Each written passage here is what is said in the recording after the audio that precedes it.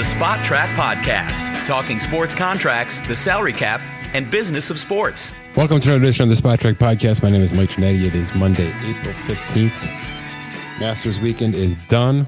The NBA regular season is done. And the NFL has finally quieted down. Knock on wood, right? We've kind of been back and forth with a few iterations of the NFL offseason, which is really just exactly 1 month now in the books, but it feels like it's been 3. We're going to talk Masters. We're going to talk NBA. I'm going to start with a little football here. We're going to bring in Scott Allen in a few minutes to dive into some of the numbers, the facts and figures attached to some of these other sports that we don't get to, generally speaking, on the Spot Track Podcast. Speaking of the NFL, quiet weekend. Good news for most. The Rashee Rice stuff is percolating. I have an idea of kind of where this is headed from an NFL standpoint, but this is a scenario that we've seen play out different ways for different people, let's put it that way, and for different organizations. It's a non-guaranteed contract. That's what we'll say up front with that. There's a limited dead cap on a rookie contract of his earth, so suspensions won't be gigantic in terms of finances lost, assuming there's going to be some sort of suspension. There may not. But if it has to get to a point where he has to get removed from a roster, I'm not sure we're there, even close to there yet. No guaranteed money to deal with in terms of what the Chiefs have on their end. Brandon Ayuk, speaking of wide receivers, may have requested a trade, may have not requested a trade. He's been a name we've been talking about for trades for about 4 months now.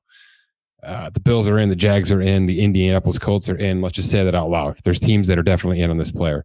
Whether or not they want to pay him $100 million, which is what his current market value on Spot Track is, 4 for 100, almost exactly on the dot, remains to be seen. That's certainly part of any trade conversation that San Francisco wants to have here, because it will, let's just say it will be in the way. It'll be a distraction, a deterrence to what they can receive on the back end to get him out the door if they cannot reach a contract extension. Here's what I think happens with a couple of wide receivers here, because we've been through about 15 of them. And I would say half of those get extended over the next 3 months of this summer. T. Higgins is not going to be one of them. And he's also not going to be one of those players that's traded over the next 3 months of this summer. July 15th is the extension deadline. I was pretty confident when this franchise tag was passed out, even before that, when we were kind of projecting some things, that the Bengals want T. Higgins on the franchise tag in 2024. It is the best scenario for them with Burrow's contract, with Jamar Chase still cheap this year, not cheap next year. They want to stagger things properly. This is the best way for them to do it. T. Higgins makes a good coin for 2024. They probably don't double tag him, as they didn't double tag Jesse Bates. He walks into free agency and finds himself $100 million. That's probably where this goes over the course of the next 11 months. I think it's a very similar conversation for Brandon Ayuk. It's fun to float him with trades. This is a good team for him. Maybe not the best team for him. You know, I think he aspires to be a true number one and sort of put his money where his mouth is. I don't think it's going to get there. And when none of these teams caves on a second round pick plus $100 million, 60 of that, which is fully guaranteed, San Francisco is going to keep him, and they're not going to extend him at that number because they have McCaffrey and Debo and Kittle and Trent Williams and et cetera, and of course Brock Purdy this time next year, most likely. So they're not going to go that route. What they are going to do is keep him on that 5th-year option, just over $14 million, fully guaranteed. Let him play it out. Maybe they franchise tag him. And then we talk about a tag and trade scenario that we've seen now twice this offseason already, and more each offseason as we get going. Or he just simply walks and they deal with a compensatory draft pick and we go from there. Something San Francisco has been kind of one of the better teams at doing. You know, they've been good at turnover. They've been good at keeping a core. They've been balanced, and they're obviously playing on house money with the Brock Purdy situation. So we'll see where things head over the next couple of weeks. I am not going to play the he unfollowed us on social media game. I'm not biting. I don't think San Francisco wants to trade him at this point, just as I didn't believe the Bills actually wanted to trade Stephon Diggs at this point. But offers change, and Houston made a good offer, and maybe Jacksonville or Indy comes in swinging hard for Ayuk. knowing that they have already been aggressive. And by the way, Tennessee very much in this conversation as well. You put him next to a veteran on DeAndre Hopkins, and we'll see what happens with Traylon Burks. But there are some teams that have been gas pedal down that appear to still be gas pedal down. That's why I'm naming these teams. And Buffalo is just a team that has a need, most likely does it via the draft. So I'm not drinking the Kool-Aid on Brandon Ayuk just yet. I've never drank the Kool-Aid on T. Higgins. And a couple of quick running back notes, and we'll get to some master stuff. Raheem Mostert, kind of under the radar, restructured his contract. An actual renegotiation. It's basically like a 1 for 4 year extension, giving him a contract in 2025, even though really all it did is guarantee 2024 at about $3.7 million. Doesn't matter. All right, this is a team flush with weapons. They could have easily moved on from this player. They could have been in the Derrick Henry conversation. They could have been in a lot of these running backs. All right, we had about a dozen starting running backs hit the open market here. They didn't. They're sticking with this guy. They're sticking with A-Chain, and they're sticking with Mostert. And this was a cap neutral restructure. So this was really about keeping him under term, guaranteeing him early money this year, and getting him under term for 2025, which is saying something about a 30-something running back. He is worth a damn to this team, that's for sure. And that's one of those deals that was not salary cap oriented. It was cash oriented for his own purposes, not for Miami's purposes. That's a good sign for a team that clearly likes who they are right now, even though I don't think they're deep enough. And we have yet to see the Tua, Jalen Waddle contract stuff come to fruition. So there's some rocks to uncover, rocks to turn over here on this Miami offense, but good sign for sure there. And then Nick Chubb, recovering from that nasty injury in Cleveland last year, which kind of derailed Cleveland's season, even though they certainly held the fort up, thanks to Joe Flacco. Haven't yet seen the full terms on this restructure. My guess is it shaved about $7 million of cap from what we're hearing, which means maybe a slight little signing bonus, but probably mostly base salary just cut right off, turned into incentives, not likely to hit the cap. And if he's healthy, and Nick Chubb, maybe he makes half of those back, which is usually the going rate for these kind of moves. But he wasn't going to stick at a $15 million cap charge. So he was a bubble player for that reason alone. And then certainly you factor in the injury, and it was going to be a bit of an issue here. So Cleveland got the job done. It's win-win. They get to keep this guy. Hopefully he gets back to 80% of Nick Chubb. Hopefully he gets to 80% of those incentives. And he's a $12 million running back again for at least one more season, with maybe some sort of Derrick Henry type extension next March. We'll see. But never really a clear path to them giving up on Nick Chubb. It was just simply, let's figure out some things the first month of free agency, and then we'll deal with a simple renegotiation as you rehab that works better for our cap, et cetera, et cetera. One more Cleveland Browns factoid, fun fact, whatever you want to say here on a Monday morning. Deshaun Watson's $63 million cap figure still stands. And I know there's been a lot of talk about that on the Twitter sphere, et cetera, et cetera. It's high. It's crazy. It's doable. Cleveland's already done most of their dirty work this offseason, including additions and extensions and trades and certainly cap conversions and things like that. What this says to me isn't Deshaun Watson's contract is the worst contract in the history of football. It might be. I don't think it is. I thought he played pretty damn well last year until he got injured. So I'm kind of in his corner right now. And by the way, so are they probably, because it's not like they took any opportunity to really replace him at any point in time, even though I know there's a lot of rumors out there. Yeah, the contract is gaudy, all right? But $46 million guaranteed this year and next year, and then we'll talk about it after that. There's a lot worse out there.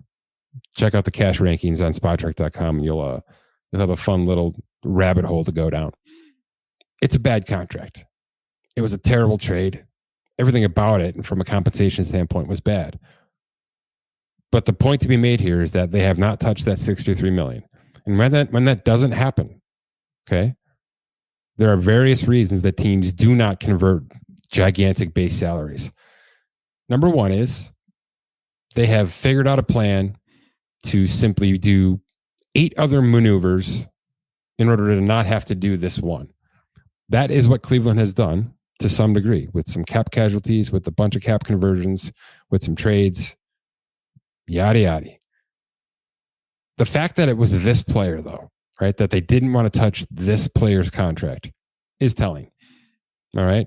Because, yeah, the more dead cap they push down, the harder it's going to be to extend him in 2 years, and certainly to move on from him in 2 years once a few of these void years have to accelerate in 2027, and things could get very, very ugly.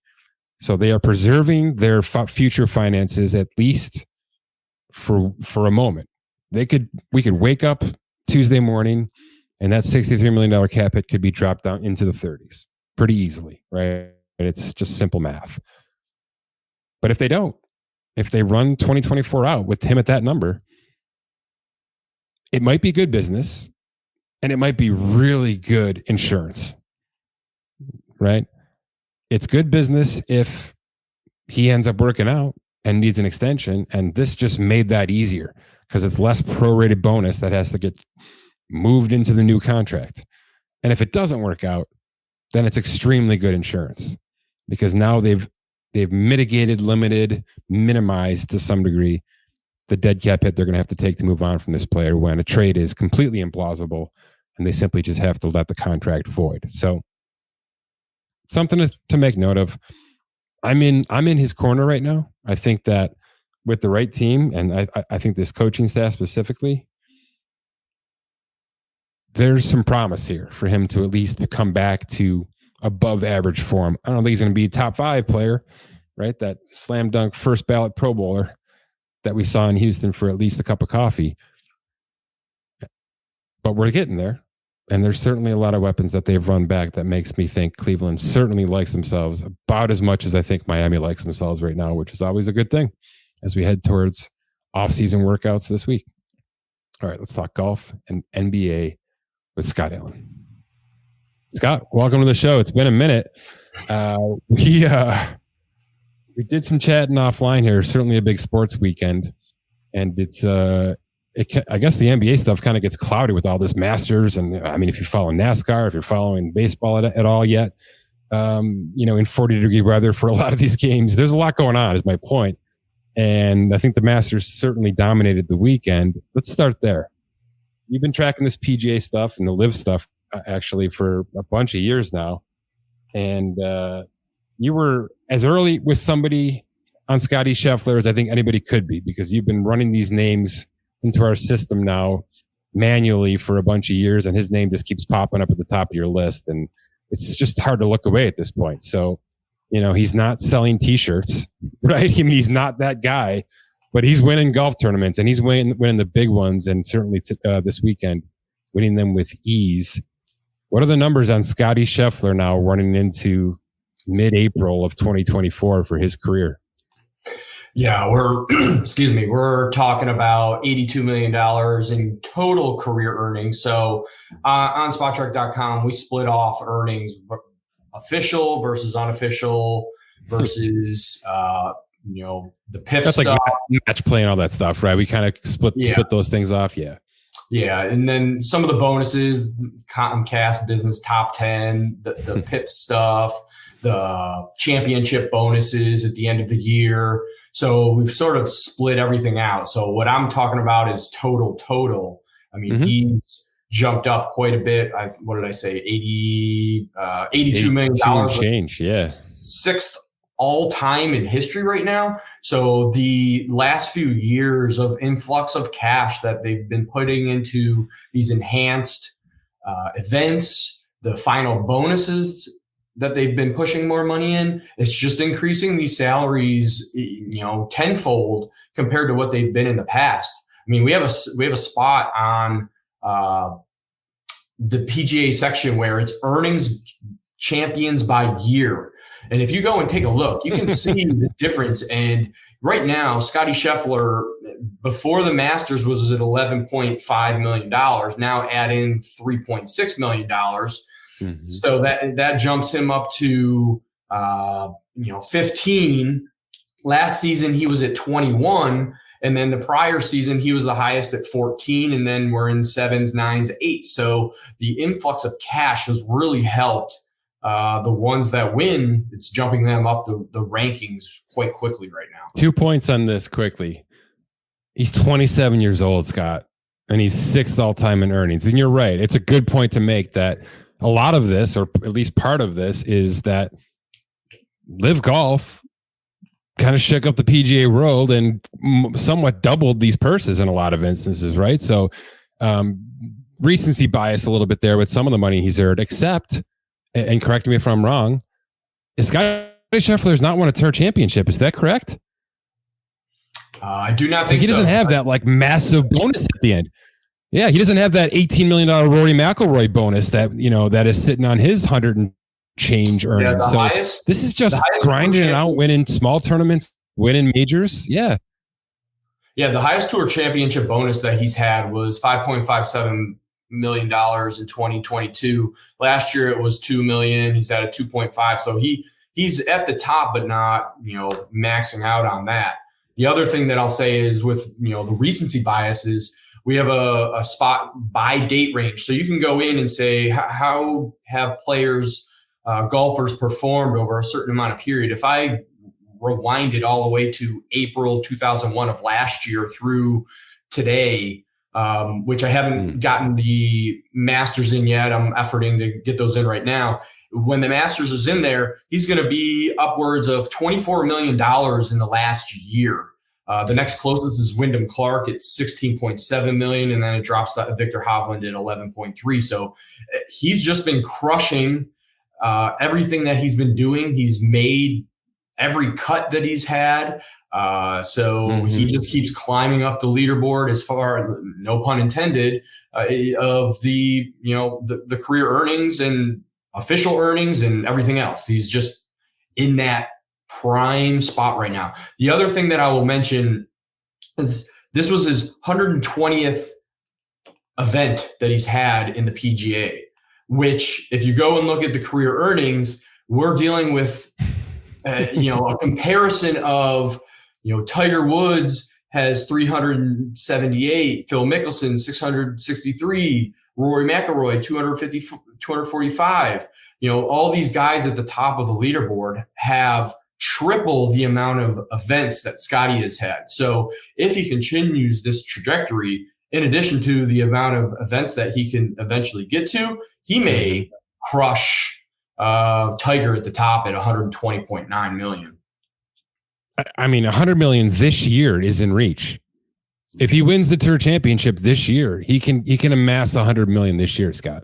Yes. That's how far ahead he is at his age and where golf is, financially speaking, versus where it was when Tiger was in his heyday and, way back when Rory McIlroy was winning tournaments. So, let me reiterate that the 120 million I said was official on course. Tiger Woods overall is 157.4 million, but he only has had 150,000 in Tour Championship bonus because that only kicked in 2019. This player impact program that they have didn't kick in until 2021.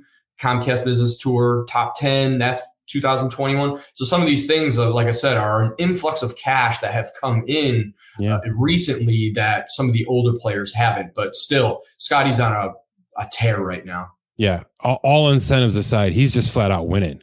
And, in this league, in any league, that's going to be buco bucks. The live stuff, just quickly, it was a decent showing from the live players in this Masters. We haven't talked in a while about this because nobody's talked in a while about this because there's nothing to talk about with this. Where are we headed? Is this just going to be life for a while? You think everybody's sort of settled into this a little bit, that there's just two leagues, different in nature, different in everything, right? Money different in how many holes there are and what days a week and what channel they're on and the streaming, all of it's completely apples and oranges. But for, 4 days, 4 times a year, it's kind of looked like it always did, right? Yeah, and from our analytics, as I was looking over the weekend, I mean, everyone was jumping to look at live golf earnings as opposed to during their regular season that they have. There's the far and few between. But as soon as the Masters hits, everyone wants to take a look and compare and see how they're doing in the live golf. So it gives us a nice bump there. But as far as where is this going, I wouldn't be surprised if, similar to how everything else went down when this dropped, it just comes out of nowhere. Yeah, it's probably going to be on a Friday afternoon, and we're going to get some information, and it's going to drop, and we're all going to be like, holy cow, what is going on? Similar to how the whole deal went down to begin with. It just came out of nowhere. But for right now, it is what it is. And, without any more information than that, we're sort of stuck with PGA Tour running with what they are, Live running on their own TV network that it's, got to go find. And like you said, different hole numbers, there's teams, there's team bonuses, all that jazz. Okay. What's next? What's next for this whole golf scene? I mean, because this is kind of the big crescendo, which is funny because it's April, and people that really follow the sport know this thing runs till Thanksgiving hard. It's an arduous schedule, right? And then if you include match play, and if there's a Ryder Cup to deal with, and the Olympics, right? There's a hell of a lot going on here for these golfers. Are we going to see somebody like Scottie Scheffler start to dial it back a little bit, Scott? It seems like he's at a pretty good clip here, and we all know it's famous now. He's about to be a father, right? And you and I know what that's like with work life.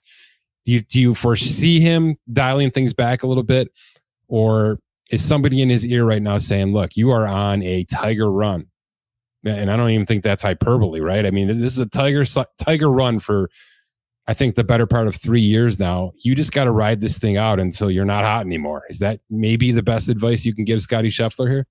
Yeah, he's the face of the PGA right now. Yeah. Sure. So I think you have to ride it. The schedule has changed where the points, it's based off of the calendar year now. So in January is when things really ramp up, and the golfers do golf in the fall, but it's not being applied to the current FedEx, points. So, he can take off the winter if he wants. He can still play in the winter, fall if he chooses to. But we're pretty much, they're with these increased purses, they're trying to push the players to go to those certain events, and they have an obligation to. I can't think of it off the top of my head, but they have to make a certain amount of those enhanced part of theirs. They can only, I think, miss one, maybe two of those events. I know Rory missed at the beginning of the season. He missed one of the enhanced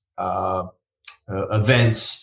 But pretty much if you're a part of the cream of the crop, you have to say you're going to be at these enhanced events. So no more than ever. I mean, you came out swinging with the right statement. The PGA Tour needs Scottie Scheffler. Yeah, 100%. Yeah, 100%. He's the face, and he needs to be the face. So they need him as much as possible. Yeah, how many times are we going to try to run Jordan Spieth and Rory McIlroy cameos? And they're just going to be continually letting us down. I mean, I know Rory had a halfway decent run 2 years ago, of course, but it just feels like he's the only one holding the candle to this thing right now. And by the way, you're right about the adjusted schedule, and this is pretty smart stuff. They're going to finish this thing September 1st this year. So right before the NFL really kicks off. Brother, you know how everybody's thinking. Let's just get the heck out of the way of that freight train about to come through. Yep. All right, let's flip over to the NBA here, kind of your bread and butter for everything Spot Track. In fact, you're doing the NBA Next podcast with Keith Smith. That's probably 2 or 3 times a week these days with off-season stuff pretty much upon us, right? Twice? Yeah, once a week right now, but we're going to start dialing it up to 2 because we're diving into all of the off-season previews that Keith's been working on. Yeah, and I was going to start there. There's already 3 live on SpotTrack.com. They're deep dives into it's reverse chronological order, right? So the worst teams first, that'd be Detroit and San Antonio and Washington, for those of you not playing at home. Draft capital, trade exceptions, all the entities of free agency and tax stuff, and everything absolutely nerdy about the formulaic world that is the NBA finances that Keith eats, sleeps, and dreams about. And it's that time of year. I mean, I know that we have 20 teams now vying for postseason stardom, and we'll get to that in a second here. But there's a bunch of really bad teams. And by the way, really bad teams this year. And I'm going to talk about that in a second when we look at these standings, Scott, that Keith has already gotten into. Just off the top, I know you've spoken to him about a couple of these, and I know you've done a lot of work on them as well. Are any of these teams in that quick recovery mode? I mean, we all want San Antonio to be because of Victor Wembanyama, but I don't know. I mean, they had as many bads as goods this year. Let's put it that way. And it's going to take a hell of a quick recovery in free agency via the trade, and with a draft that doesn't have much to offer. It's just not that kind of league, is it? Does it? Because in the NFL, the big discussion is 7 teams swap places via playoffs or miss the playoffs every single year, right? It is that aggressive that you can change the course of a roster in an off season, right? So we're seeing Jacksonville and Indy and Tennessee and all these teams, Atlanta, aggressively change who they are, and they might win the division because of it. You know what I mean? Does that happen in the NBA? Can the Detroit Pistons do anything over the next 5 months to make them actual contenders in the Western Conference? Or is it just not that kind of league, Scott? It's not that kind of league. This is a league where you progressively chip away, and you don't go from last to first in this league. Now, the one team, and Keith and I just talked about this team on a recent episode, that couldn't go potentially from third bottom in the West up to potentially, the 2 or 3 seed next season, is the Memphis Grizzlies, because they had so much injuries left and right, the jaw off the court stuff, but they have been a train wreck. Keith gave me a stat on Friday, which I think is now maybe up by 1, but they've had, as of Friday when we recorded, they had 33 different players on the court this season. They've just been riddled with injuries. They've had guys on 10-day hardships that allows them to add guys to 10-day contracts over the maximum streets. And it's been just a revolving door of these hardships because they have so many guys injured. So that is a team, if they can all come back healthy next season, they're one that can jump from the bottom to the top. Okay. But like you said, San Antonio, they got a lot of work to do. Portland, they got a lot of work to do. They had a lot of injuries as well. In the East, Detroit, they can make some moves. They're going to have cap space, but it's going to have to be a calculated move, and it may just get them up into the play-in tournament, sort of like what Houston did this year.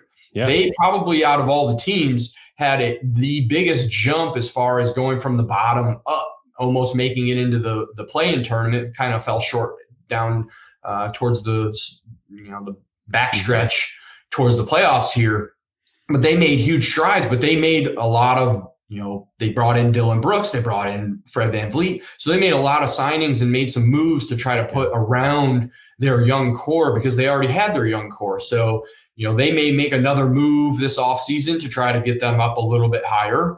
But like you said, this is not a league where you go from worst to first. It's a league where you try to move up 4 or 5 spots in a standing. You try to move up 4 or 5 spots in a standing the next year, and you're just sort of chipping away until you feel that it's your year, and then you sort of push the chips in. I can't disagree. It's the kind of thing where you draft a guy one year, then you hope you draft another guy the next year, then you hope you hit the right free agent the next year, and then maybe you have a 40-win team, right? I mean, it does feel like a marathon. There are a few teams, though, that we can focus on for the next couple of months here. Well, I'll give you one of each. Oklahoma City is one of these teams, right? I mean, maybe the greatest example in the history of the NBA of just how long it sometimes takes to get to this point. Is OKC being the 1 seed in the West the most surprising thing that we have for us over the next couple of weeks? Or is it somebody that's lower? Is it that the Knicks are a 2 seed? What is the most surprising result of the 20 teams that we have now in this playoff format? I mean, I don't think. Go ahead. I think Minnesota being at 3 may surprise a lot of people after the train wreck of what they had last season. That's fair. But knowing Anthony Edwards and his trajectory and things working out, again, the Clippers, we sort of expect them to be there, but again, they've been riddled with injuries. And we were, at the beginning of the season, we were saying, what Paul George are we going to get? What Kawhi Leonard are we going to get? And they showed up, and so they're in the 4th seed. I was hoping Orlando was going to, hit the be 2. a little bit higher than the 5th seed, because I think that is the team that sort of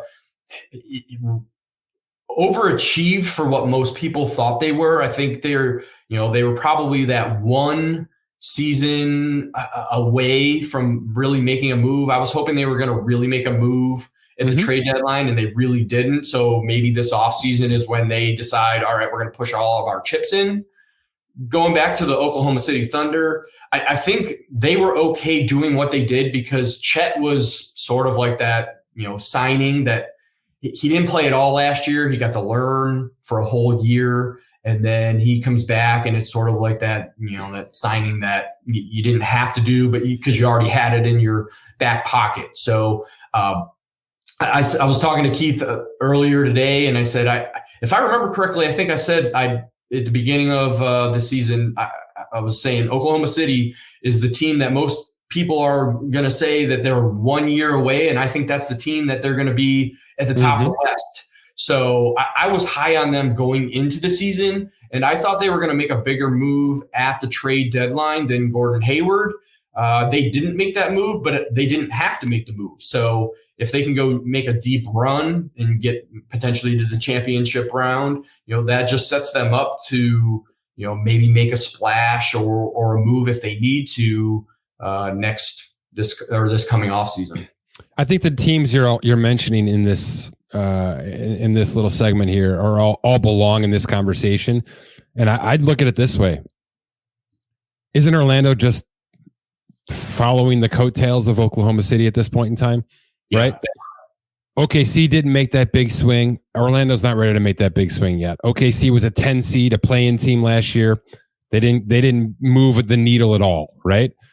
Now they're the 1 seed. Now there's some expectations. Now the Magic can kind of sit in their wings and see what happens to OKC. And if they can get to the finish line, and the reason I'm saying it this way is, young teams don't do this. They don't beat the older teams, the veteran teams, when it comes to this time of year, because they're usually burned out, right? Because they're 3 times whatever college or academy season that they've already played, right? The season's so much longer than anything else they've ever done. And B, it's just a different type of game. It's not quite the NHL, right? The regular season versus the postseason in the NHL, which is literally man versus boys, right? But it's some of that. There's a hell of a lot more physicality. There's a hell of a lot more durability and stamina to this point of the season. I think Orlando just wants to see how OKC gets this done. And when they don't, they're going to be aggressive as heck this offseason, right? I mean, they have trade chips. They have probably one of these draft picks they can move easily. And I think they're a destination, maybe even more so than what OKC has been over the past couple of off seasons. So those 2 teams, I think, deservedly should be joined at the hip here to some degree, even though I think OKC is easier the class of the class. I'm going to give you my biggest surprise quickly, and then you can roll off it if you want. Okay. I'm stunned that the Phoenix Suns are a 49-win team in the 6th seed and probably don't belong in the 6th seed. They looked that bad down the stretch.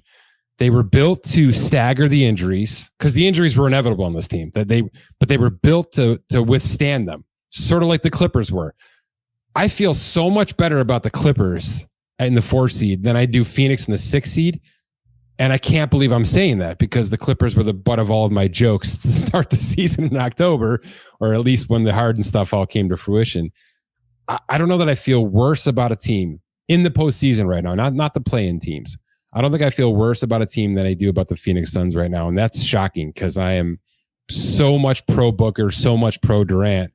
I'm just not there with this roster. And I'm kind of looking for you to poke some holes in that, I guess. No, I agree with that because they have to go up against Minnesota, and Phoenix doesn't really have a big. So when you've got Towns coming back, you've got Gobert, you got Anthony Edwards, who is a superstar.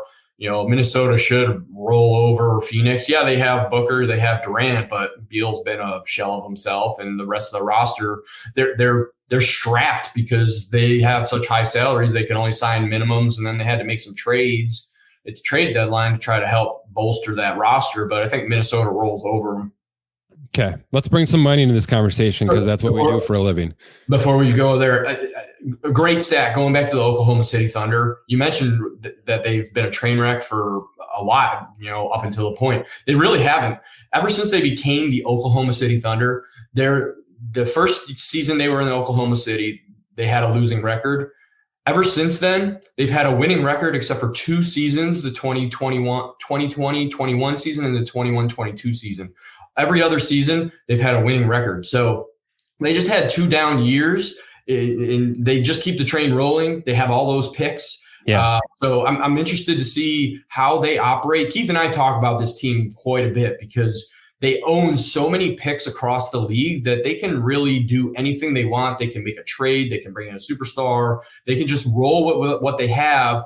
And because they own so many picks, these super tax teams, second apron teams, they're so strapped now with what they can do from an operating standpoint that the Thunder, they could essentially say, all right, give us, $3 million for our second round pick. And if it's the 25th pick, they'll take $3 million, or they'll just swap that first and kick it down the road and say, all right, we'll give you our 25 first round pick for your 30 first round pick.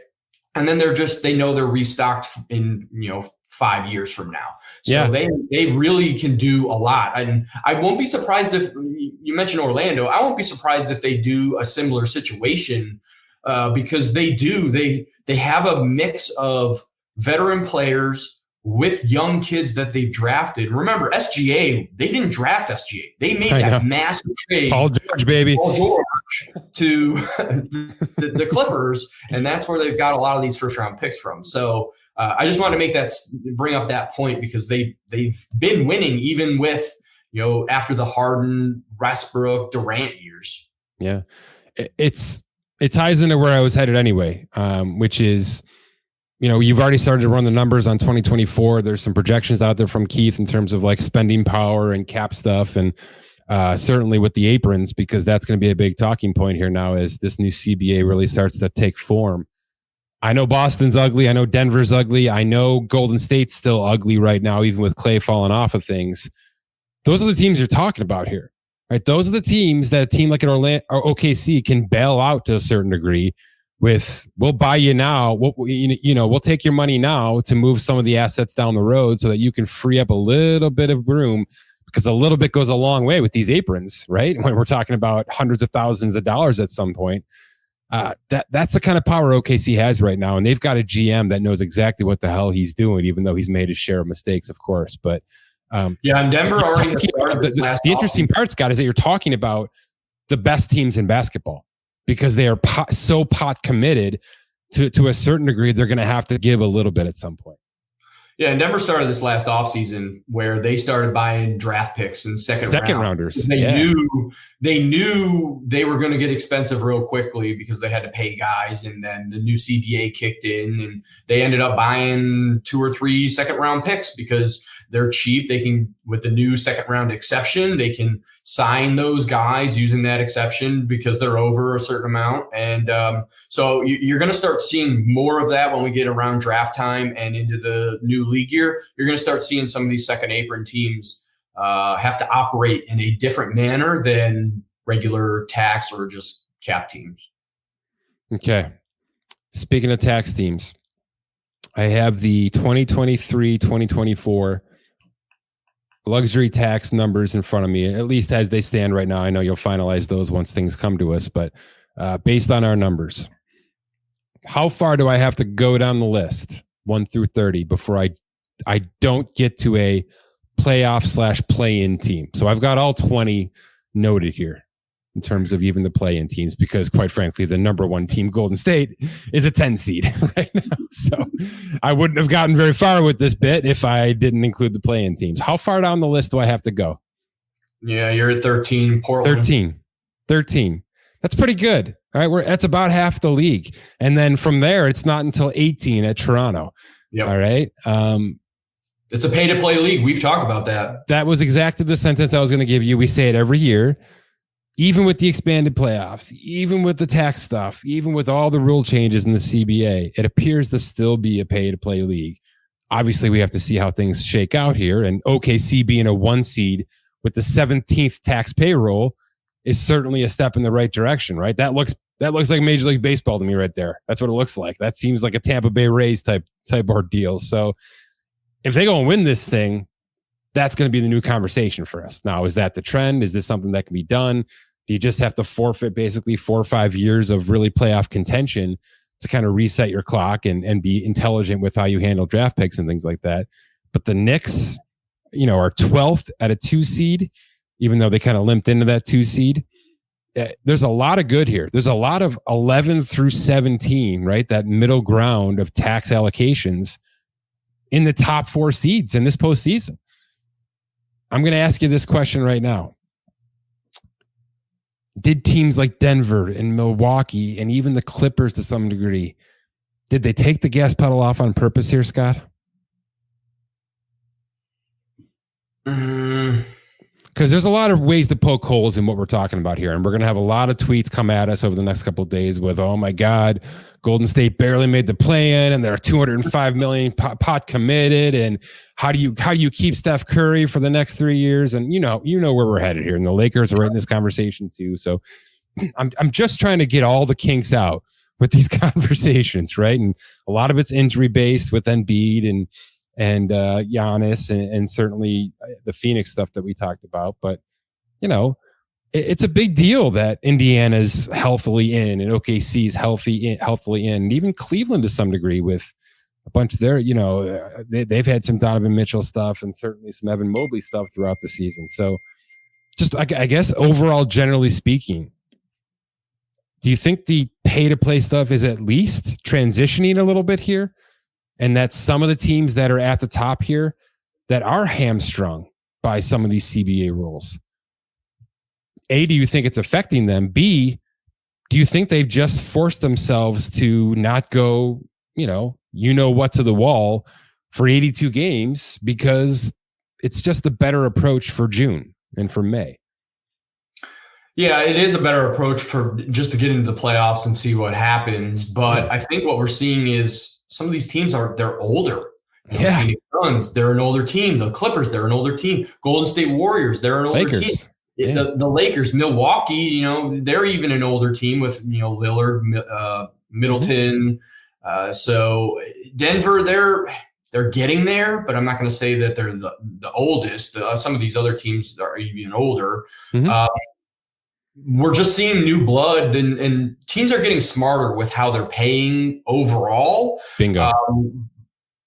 And it's only going to get worse as the seasons go on because the max just continues to go up because the cap goes up.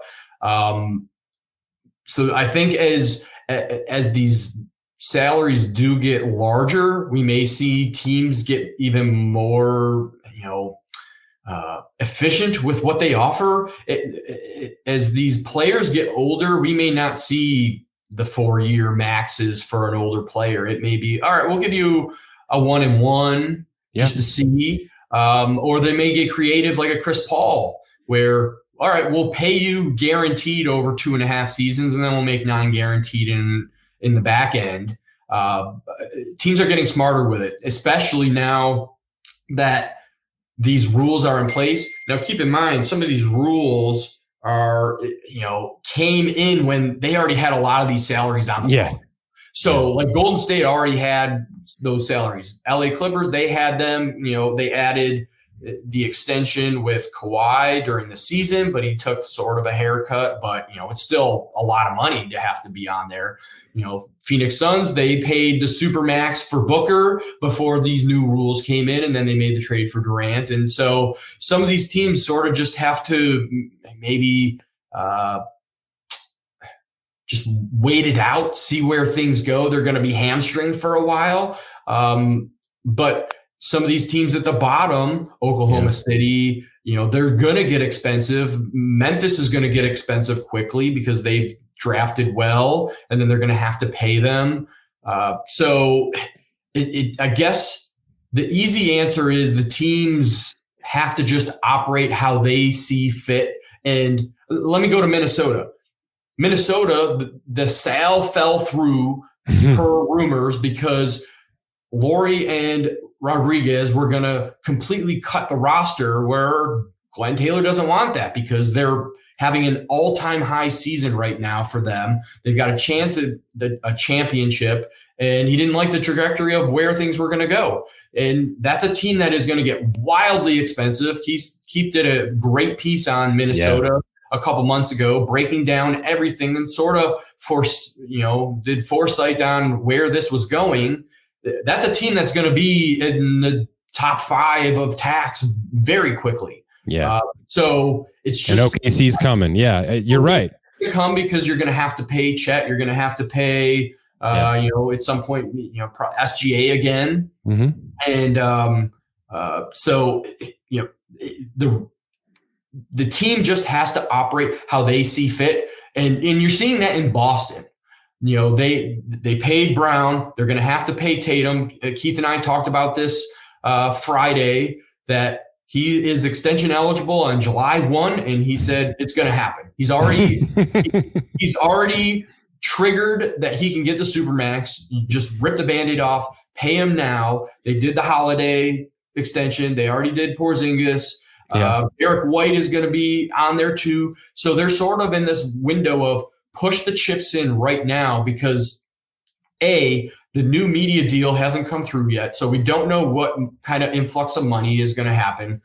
The expansion is, coming quickly. The cap itself, we don't necessarily know what that cap number is going to be. So if we're projecting, a $56 million salary right now based off of projections, that may be 65 by the time we actually get to it, because the salary cap may go up. So teams are, I think, more so operating in the now than looking out 5 years, because they really don't know where that cap maximum and the luxury tax threshold, they don't know where those are going to be because of the unknowns.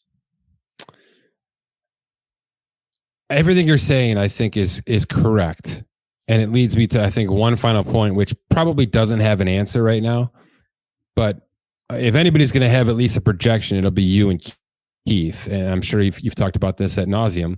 But just to give me 1 or 2 sentences on it here, sort of as a primer to where things may be headed. Because you're right, there's a strong group of extension eligible players, right? A bunch of these superstar players that are going to be at the forefront of these NBA playoffs over the next couple of weeks are going to be paid handsomely. But you're right, the cap is going to continue to rise. The tax threshold is going to continue to rise. It's a formulaic league, right? So everybody kind of trickles up together. But that doesn't mean everybody, right? It doesn't. It doesn't mean, in fact, it's going to start meaning less and less people trickle up. And is that the point to be made here? And how is that going to impact these super teams? Because they do still exist. Minnesota is a super team, not because they did it via free agency, but because they did it via all channels, right? Denver sort of drafted a super team somehow, which is ridiculous in this day and age. Boston, to some degree, is now a combination of everything. But the best teams in basketball are already stockpiled. And every one of them, right? Jamal Murray in Denver, Jason Tatum in Boston, every team has somebody that's going to need 55 to 60 million a year, because that's just the going rate now for this Supermax extension, right? And that's only going to get more expensive. Is it going to be sustainable? I can't get away from this question, Scott. I can't, because I live in the NFL quarterback world, like 23 out of 24 hours a day. It's the question I get asked the most. Well, how can a team win if their quarterback makes $55 million, et cetera, et cetera? Is there a team that is just different, right? If Mahomes is the difference, the unicorn for all of this, and Brady was this for 20 years in a very minuscule look at the salary cap, but in this heavy salary cap situation that Mahomes is in, if he is the A and everybody else is just way underneath him. And they're dealing with their own problems because their quarterback doesn't have the ability to rise up and to do what Mahomes can do. Is Jokic that player? Like, is Denver going to get away with this because he is that singular? He is that unicorn. And if you're just paying him, it's like having 3 contracts on your books. And is nobody else in the league going to be able to do this? Right? The Celtics might be able to do what you're saying for 3 years, and then it's going to have to come crashing. And Jason Tatum's going to be 30 years old when that happens. You know what I mean? Like, he's not going to be 35. He's not going to be done, but Boston's not going to be able to hold this for 5 years. There's no chance with the current way the CBA looks. So how is this going to look? Is this going to feel like the NFL in a couple of years where the money's crazy, but not everybody's getting that money? And in fact, 3/5 of starting lineups are still in the teens, and Luka Doncic is making 70 because that's coming. I know that's coming around the corner. So where are we getting to here? You know, is this a healthy state for the league? So rewind back to May of last year. Keith and I had a great discussion on our pod about the max salaries, and we projected them out. And, you know, if we project out to 2028 and you're getting 35% of the cap, your starting salary is $72 million. And I know what you're saying. Yeah. The difference between the NFL and the NBA is it is formulaic. So as the cap goes up, the percentage is going to continue to just make the dollars look larger, but the percent is still the percent.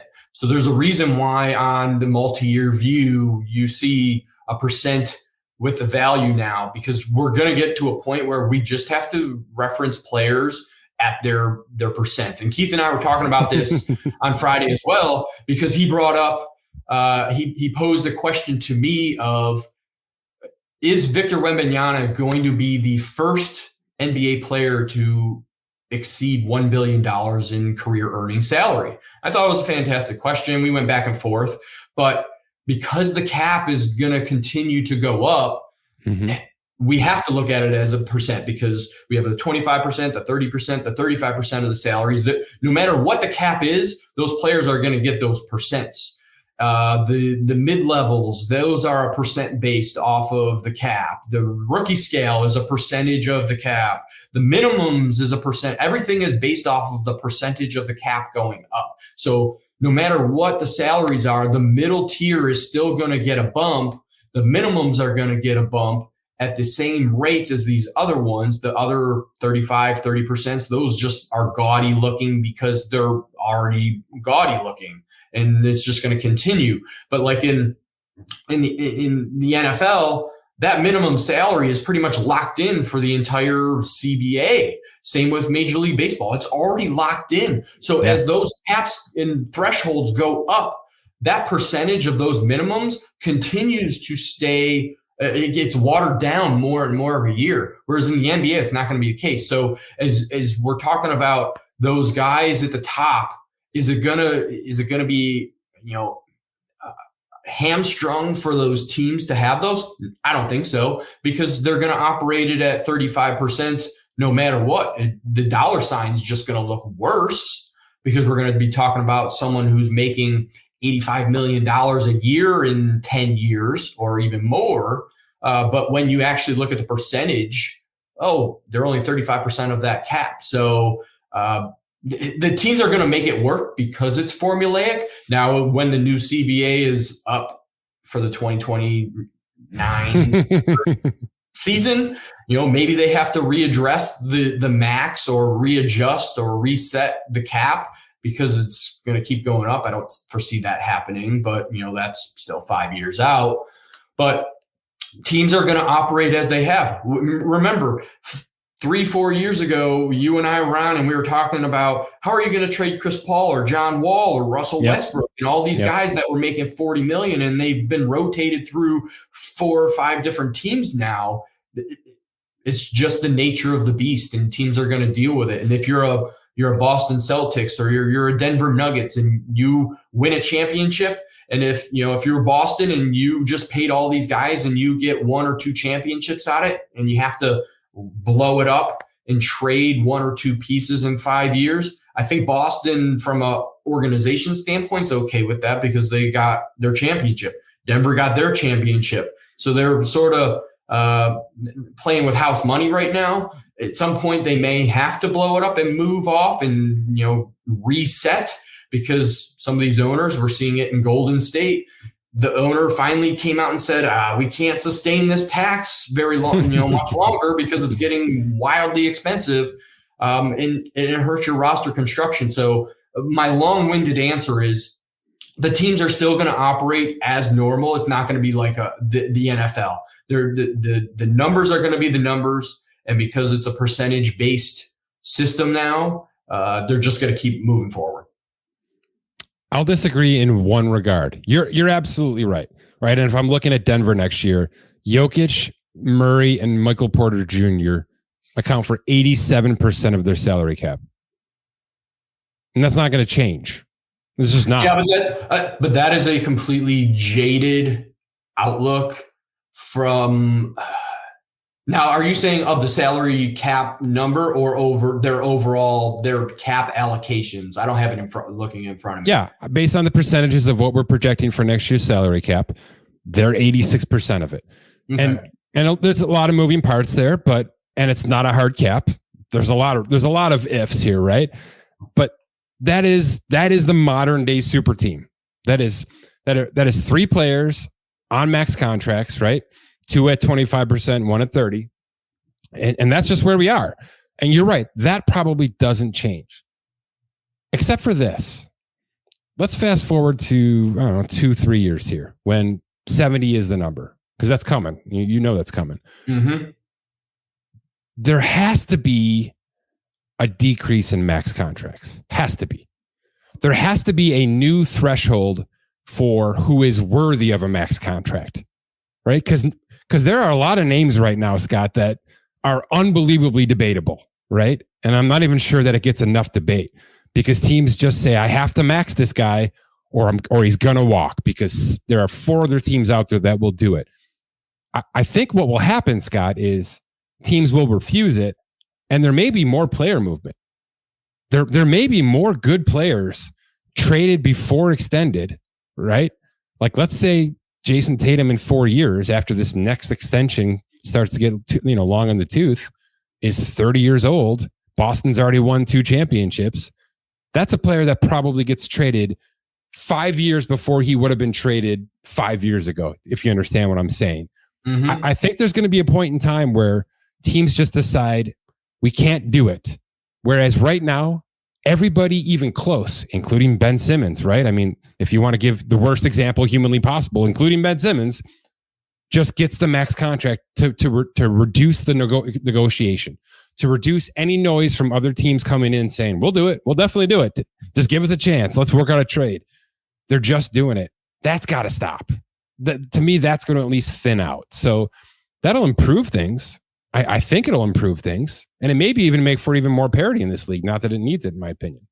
Yeah, potentially. The NBA is a pay for what you can do in our future, not necessarily we're going to pay you for what you've already done. So like point guards usually takes 6 to 7 years, 6 to 8 years for a point guard to truly understand the game. So that's why, their teams are okay in paying. If you see a point guard that has the potential, you're going to pay them because you're hoping that they continue to make that trajectory as they get more wise in their, second contract. But I do see what you're saying. Teams, they're already getting smarter. Keith has a hard time coming up with worst valued contracts because the teams just, they're smarter with their money for the most part. Dealing with the Bradley Beal situation in Washington, that probably shouldn't have even happened, but they did. They paid him. They passed him on, and that that's probably at the top of the list for sure.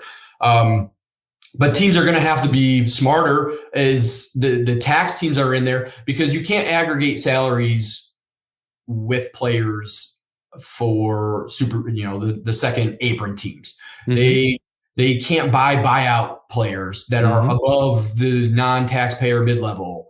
They can't send cash out anymore. Right. So they can't necessarily, if you're a second apron team, you can't go and say, I'm gonna pay you for a pick. So teams are, in other words, other teams can't bail those teams out anymore, which is a really nice, which is a really nice addition to the CBA. It is, but as I prefaced earlier, teams are in a win now. If they see they can do, they're going to pay and they're going to push some chips in now. But so do you disagree with me then? Do you disagree? Do you still think the fringe players just get maxed because they can just trade them in 2 years anyway? Yeah, I do.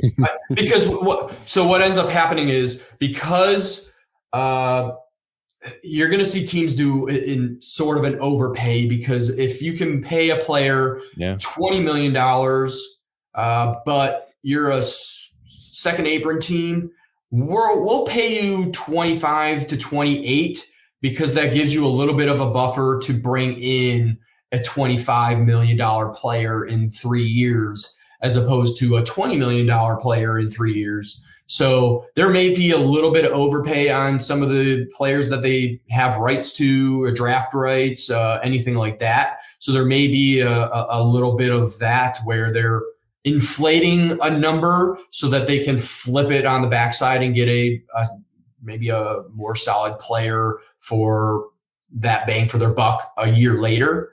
So there's going to definitely be some creativity, roster manipulation as far as inflating some salaries potentially, because they have to look 2 or 3 years ahead of time, even though they want to push the chips in now. It's chess, not checkers. So Jalen Suggs, the number 5 pick in 2021, who's averaging 11 points a game and 3.5 rebounds a game, but is unbelievably valuable to this Orlando team, right? Defensively speaking, and just probably from a ceiling standpoint, right? Is he exactly what you're talking about? Is Jalen Suggs going to get a max contract from the Orlando Magic because of what you're saying? Or close to max? Like Desmond Bane was a quote unquote max player, but he didn't get the true total max because of incentives, or how it worked out. The incentives make it look like it's a max. So that is a great example with Memphis not necessarily having to pay the max, but they make it look like the max. Suggs could be in the same situation. A couple other players may be in the same situation. We'll pay you because we want you, but if for some reason in 2 to 3 years we need to put you for an upgrade, then we already have high salaries for flipping. It's a freaking wild league, man.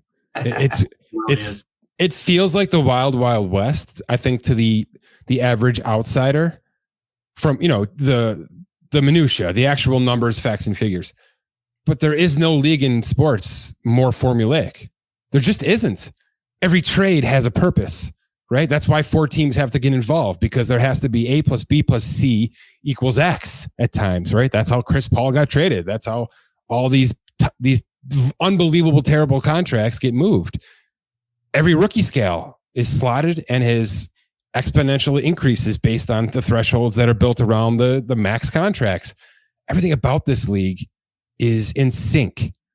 And I think it's one of the reasons, maybe the singular reason, that this thing has prospered so much. Now there's international, there's a lot, there's talent, there's smaller rosters, there's a lot to it. But just having a formula in place for almost everything, right?